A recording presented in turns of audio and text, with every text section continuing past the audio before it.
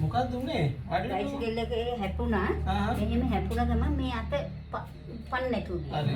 ඊට පස්සේ ස්පිරිතාලෙට එක්කගෙන ගියා. හරි. ඒගොල්ලෝ සිහි නැති කරලා ගල් ප්ලාස්ටර් එකක් දැම්මා. දාලා මාසයක් දෙකක් තියලා ඉවරලා මේ විටමින් ಜಾති දුන්නා. පෙති හරවා මේවා. ඔන්න ඔතන. මේක මේ කැඩුනද? ඔය ඇක්ස්රේ කරන් තියෙනවා. ඇක්ස්රේ ඔයිටි ඔන්න ඔතන. නෑ යාගුලන් අත මේවා කළා දැන් කොච්චර කාලයක්ද? දැන් මාස 4ක් වෙනවා දැන්. මාස 4ක්. ඔව්. දැන් මොකද ප්‍රශ්නේ? දැන් මෙහෙම අත උස්සන්න පන්න නෑ අස. ඔන්න ඔච්චරයි උස්සන්න පුළුවන් දැන්. අර විදමහත් එක්ක. බෙහෙත් ටික ගාලා.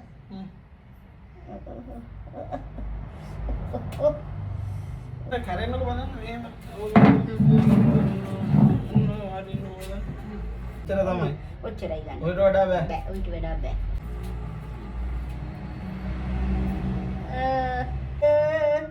අම්මා මොනවද කරේ ඉතින් මෙච්චර දවස් තෙල් ගෑවද? තෙල් ගෑවා බෙහෙත් තෙල් වගේක් ගෑවා. තවුවද? දැන් ඌ පත්තු ගෙට ගැහුවා ඒව තමයි කළේ යා. අපි පොඩ්ඩක් කොහොම පොඩ්ඩක් තියා. ඒකයි. සනීපයි. කො මේක සිද්ධ වෙනවා. දැන් ආපහු අත් දෙක හොඳට තියාගෙන ඔම්ම උස්සන්නකො. තව උස්සන්න. හොඳට උස්සන්න. හරිද? හරි. දැන් හරි ඈ. දැන් ඒ ඉඳ පරිස්සමෙන් මේ දේවල් කරගන්න ඕනේ ඈ.